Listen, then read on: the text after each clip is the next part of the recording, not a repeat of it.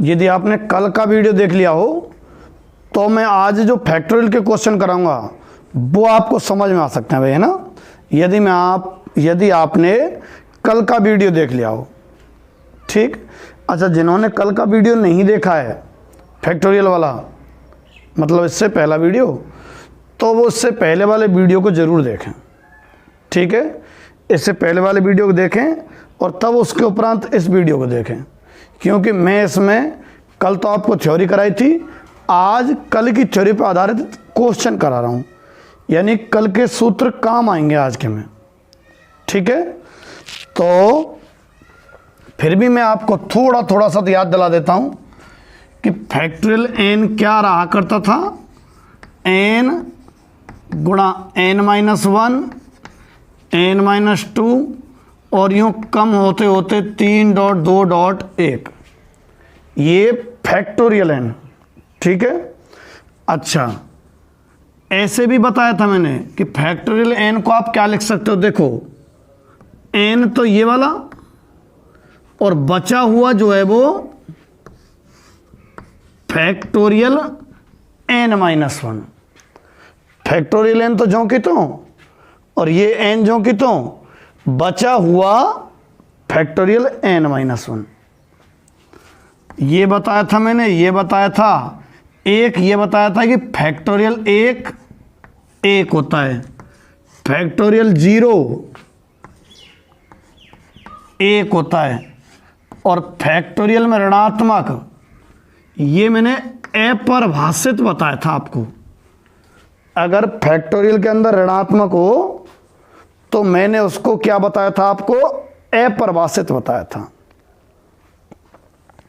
फिर मैंने ये भी कहा था कि जैसे फैक्टोरियल 10 है, अगर आप 10 को बाहर लेना चाहोगे तो फैक्टोरियल के अंदर 1 कम हो जाया करता है, कितना, 9। फैक्टोरियल 10 जो है ना, अगर आप 10 को बाहर ले लेते हो तो अंदर 1 कम हो जाएगा, ठीक है। और अगर इसे भी और बाहर लेना चाहोगे तो 10 गुणा 9, 1 और कम हो जाएगा, क्या हो जाएगा, फैक्टोरियल 8, ठीक है।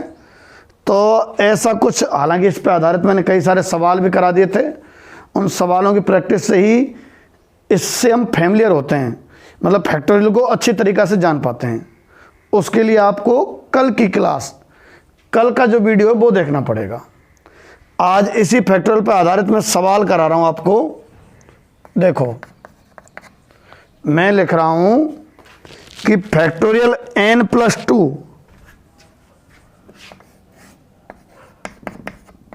बराबर, फैक्टोरियल n+2 बराबर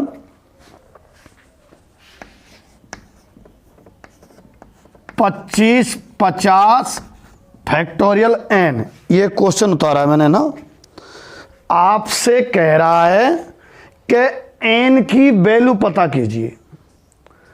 factorial n+2 equal to 25 50 factorial n, आपसे n का मान पूछ रहा है। तो देखो क्या तरीका रहता है, मैंने कहा था अगर n आप बाहर लेते हो, ये ले दिया, तो अंदर 1 कम हो जाएगा। तो n+2 अगर आप बाहर लेते हो, ठीक है, तो अंदर 1 कम हो जाएगा। तो n+2 से 1 कम n+1, n+2 से 1 कम कितना हो जाएगा, n+1 बराबर, इसे मैं बिल्कुल नहीं छेड़ रहा, अभी कोई कटने पिटने की संभावना नहीं बन रही। अब n+1 को भी बाहर ले लूंगा मैं, n+2 तो पहले से ही था, अब फैक्टोरियल में से मैं क्या बाहर ले रहा हूं, n+1,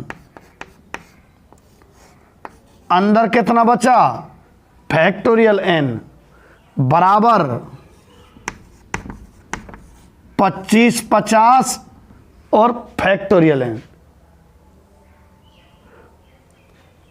फैक्टोरियल n से फैक्टोरियल n कट जाएगा, तो ये आया n+2 n+1 बराबर 25 50। ठीक है। अब एक तरीका तो ये है क्या कि n का गुणा कर दो, एक द्विघात समीकरण आएगा। 10वीं क्लास में आपने द्विघात समीकरण पढ़े होंगे, और द्विघात समीकरण को दो तरीके से हल करते हैं।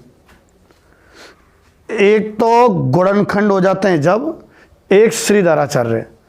अच्छा, बहुत से बच्चे जोश में आके ये मत कर देना कि साहब 2 ब्रैकेट बराबर ये है, n+2 बराबर 25 50 या n+1 बराबर 25 50। ये मत कर देना, कह रहा हूं, गलत है ये। कैसा? अब ऐसे हमने खूब पढ़ा है, x+2 x+3 बराबर 0, हमने 10वीं क्लास में खूब पढ़े हैं। अगर इनका गुणा बराबर 0 होते हैं तो साहब यूं कर देते थे। कैसे? x+2 बराबर 0 या x+3 बराबर 0। ये बिल्कुल सही है और ये गलत है। कारण बताता हूं, सुनो। इन दोनों का गुणा 0 आ रहा है, तो दो संख्याओं का गुणा 0 तभी संभव है। ए और बी का गुणा 0 तभी संभव है जब ए 0 हो या बी 0। अगर कोई सी भी 0 नहीं है मान लो, तो 0 कैसे आ जाएगा गुणा? दो संख्याओं का गुणा 0 तभी आएगा, या तो पहली वाली 0 या दूसरी वाली या दोनों। ऐसा नहीं हो सकता है कि कोई सी भी 0 नहीं है। अगर कोई सी भी 0 नहीं है तो गुणा 0 नहीं आ सकता। तो 0 के लिए शर्त बन जाती है कि इन दोनों संख्याओं का कौन कौन सी, देखो ये जो भी होगी और ये जो भी होगी, इनका गुणा 0 आ रहा है। इसका मतलब ये 0 है या ये 0 है या दोनों 0 हो सकते हैं। जबकि इन दोनों का गुणा 25 50 है, तो ये बेसंख्याएं जिनका गुणा 25 50 आ जाए, ये बेसंख्याएं जिनका गुणा 0 आ जाए, तो ये 0 कर दो जब भी इनका गुणा 0 आ जाएगा, ये 0 कर दो जब भी इनका गुणा 0 आ जाएगा। ठीक है। कैसा? इसमें ऐसी दो संख्याएं लो, n का मान रखना पड़ेगा। मैं देखो ऐसा मत सोचना कैसा, वैसा करो, इसको तो 25 50 रख दो और इसको 1 रख दो। इसमें भी सुनो बात है, मतलब अगर आप x की जगह -3 रख देते हैं तो देखो कितना आएगा, -3 + 2 और -3 + 3। ये 0 है ना, तो 0 आया। और अगर आप x की जगह -2 रखते हैं तो रखो इसमें -2 + 2 -2 + 3, ये तो 0 गुणा इतना करेंगे तो 0 आया। ऐसे ही तुम तो n रख के दिखा दो अगर, कि दोनों संख्या गुणा 0 आ जाए। मेरा मतलब है, ये मैंने बताया था कि ऐसे इसको बराबर 25 50 के मत कर देना, गलत हो जाएगा। उसके पीछे मैंने तुम्हें कारण समझाया है। ठीक है। फिर क्या करें? एक तो द्विघात वाला है, और एक अगर आप n का मान कुछ रख सकते हो कि जिनका गुणा 25 50 आ जाए, ये भी एक तरीका है। देखो ये n+1 है, ये n+2, दो क्रमागत संख्याओं गुणा 25 50। ना तो ऐसा करो, चलो दो n² प्लस ये n आएगा और ये +2n, तो प्लस के तो 3n बैठेंगे, +2 बराबर 25 50।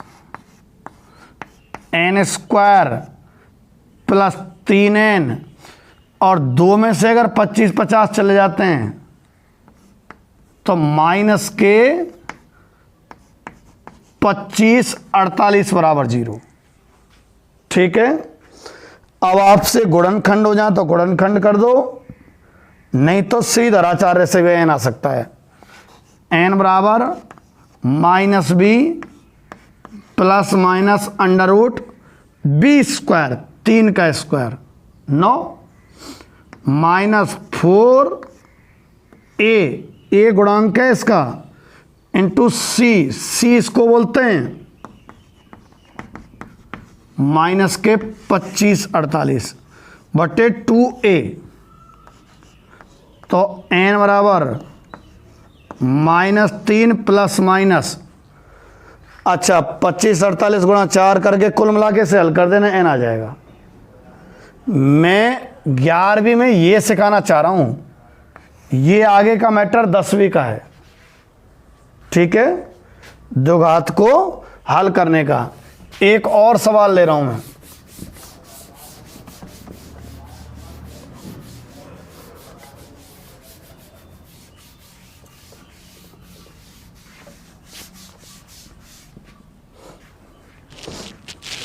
आपको दिया हुआ है फैक्टोरियल n बटे, लिखता हूं, रुको एक सेकंड, ये ले रहा हूं फैक्टोरियल n+1 बराबर 12 गुणा फैक्टोरियल n-1। फैक्टोरियल n+1 बराबर 12 गुणा फैक्टोरियल n-1। ठीक है, और ये तो दिया हुआ है, n आपसे पूछ रहा है। सुनो क्या करना है, n+1 है और n-1 है। आपको मालूम है जो भी चीज बाहर लेते हैं एक कम हो जाता है। अगर n-1 बाहर लेंगे तो अंदर n-2 बन जाएगा, तो इससे कटने की संभावना नहीं है। अगर आप n+1 बाहर ले लेते हो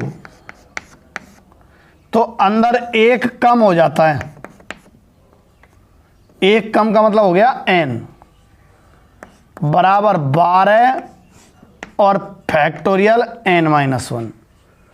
अब अगर n भी बाहर ले लेते हैं, पहला वाला तो n+1, और अगर n बाहर ले लेते हो तो अंदर n-1, n बाहर ले लिया, फैक्टोरियल n-1 बराबर 12 और ये फैक्टोरियल n-1। फैक्टोरियल n-1 से फैक्टोरियल n-1 कट गया, अंदर n² प्लस n बराबर 12 बचा, n² प्लस n माइनस 12 बराबर 0। छोटी संख्या है तो गुणनखंड से बात बन जाएगी जरा चार एक जगह। n² plus 4n minus 3n minus 12 बराबर 0। n तो common, n+4 minus 3 common, n+4 बराबर 0। ये n-3 और n+4 बराबर 0। यहां से n बराबर 3 आया और n बराबर -4। ठीक है, ये आंसर में नहीं माना जाएगा, क्योंकि अगर -4 रख देते हो ना आप तो फैक्टोरियल के अंदर क्या आ जाएगा, माइनस। और आप सबको मालूम है कि फैक्टोरियल के अंदर माइनस परिभाषित नहीं है। ठीक है, अब दूसरा देखो आप,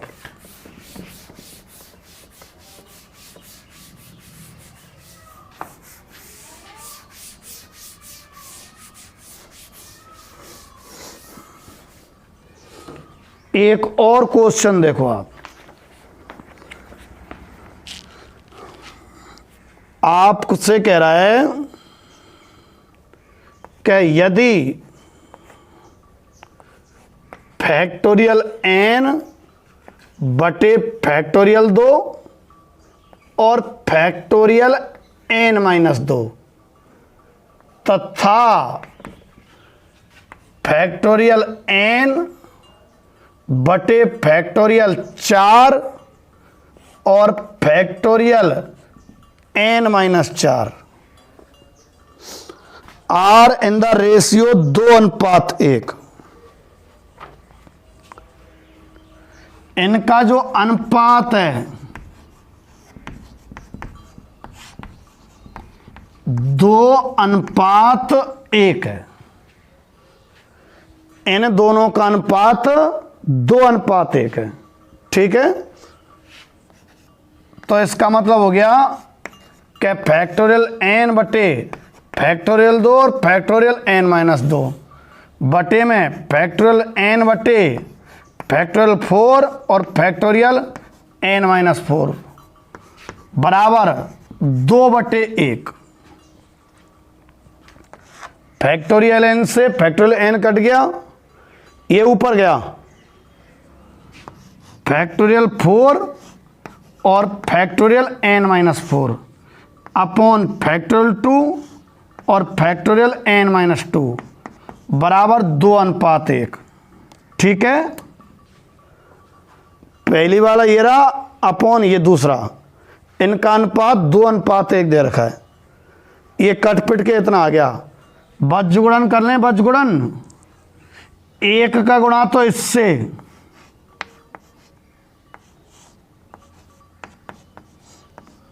बराबर 2 गुणा फैक्टोरियल 2 और फैक्टोरियल n-2। अब देखो अगर n-4 बाहर लेते हो तो ये n-5 एक कम और हो गया तो बराबर आने की संभावना नहीं है। n-2 बाहर लेंगे तो n-3 एक कम, और n-3 बाहर लेंगे तो और एक कम n-4। फैक्टोरियल 4 फैक्टोरियल n-4 बराबर 2 गुणा फैक्टोरियल 2, मैंने n-2 बाहर ले दिया, क्या बचा है अंदर, एक कम, यानी फैक्टोरियल में कितना n-3। अच्छा देखो फैक्टोरियल 4 का मतलब 24 है, पता है ना फैक्टोरियल 4 का अर्थ 4 गुणा 3 गुणा 2 गुणा 1, मतलब 1 तक गुणा किया करते हैं। तो फैक्टोरियल 4 जो है वो आ गया 24, लिख दिया। ये जो कि तो बराबर ये 2 गुणा 2 कितना आ गया 4 और n-2, अच्छा n-3 बाहर लिया तो फैक्टोरियल n-4 ये कट कर दिया मैंने। 4 से 6 बार तो 6 बराबर n-2 n-3। अब तो गुणा कर देना और द्विघात है, और द्विघात को हल किया जा सकता है। और करा रहा हूं मैं, देखो एक आध क्वेश्चन आप समझने का प्रयास करो। मतलब फैक्टोरियल में से मैं बाहर निकाल रहा हूं और फैक्टोरियल के अंदर एक कम हो जाता है।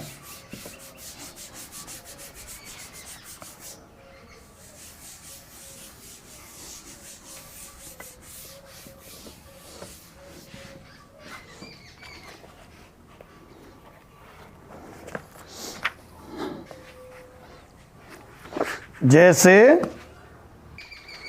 आपको एक क्वेश्चन दिया हुआ है कि यदि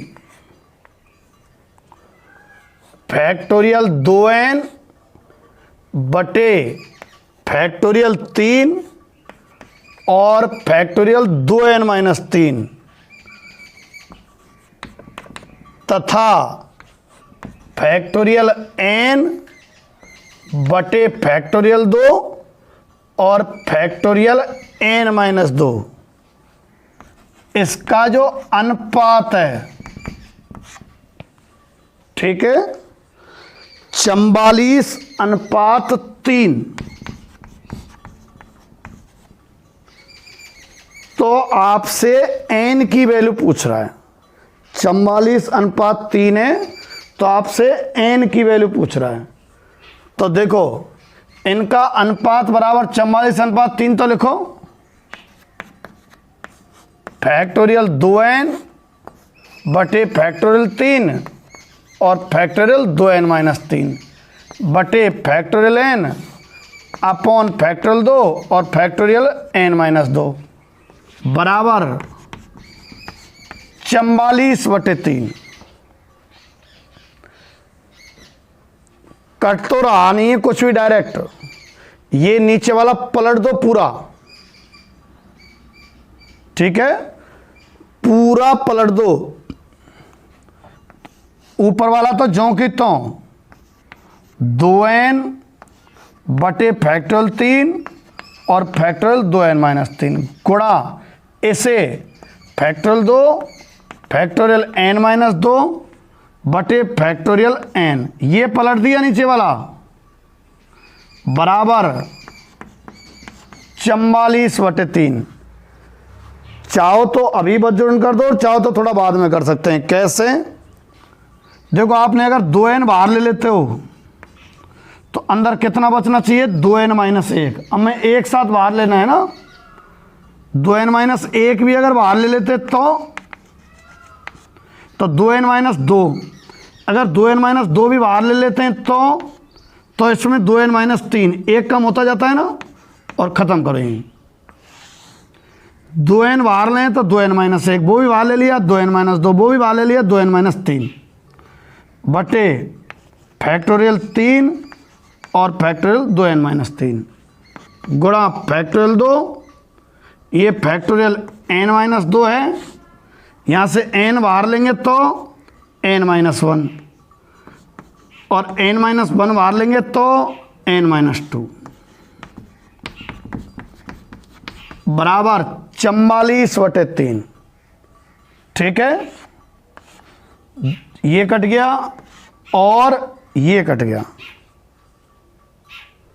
n से n भी कट गया। कितना बचा? देखो ये फैक्टोरियल 2 गुणा 2 4, 2n-1 2n-2 ऊपर, इतना ही बचा बस। फैक्टोरियल 3 है ना, 6 बनता है 6, n-1 बराबर 44/3। अब ये तो सामान्य कैलकुलेशन रहेगी भाई, ठीक है। बज्र गुणन कर रहा हूं मैं, 3 का गुणा चाहे तो काट दो, देखो 3 से 2 बार और 4 से 11 बार, तो नीचे 1 गुणा ये करेंगे जब तो 2n-1 2n-2 और यहां 2 बचा हुआ है, 2 गुणा 11 करेंगे तो 22 और n-1। देखो सीखो, जैसे 2 कॉमन ले लेते हो आप, n-1 आएगा ना, बराबर 22 n-1, n-1 कट गया, 2n-1 और 2 से 22 कितनी बार कट जाएगा? 11। 2n-1 बराबर 11 है, तो 2n बराबर कितना? 12 है, n बराबर कितना आ गया? 6। ठीक है, तो इस तरीके से फैक्टोरियल पर आधारित मैंने कुछ क्वेश्चन कराए हैं, इनकी आप प्रैक्टिस कर लीजिएगा। कल एक और तरीके का टॉपिक लेंगे, आप इन क्वेश्चन को देख लो और इनको कर लेना, ठीक।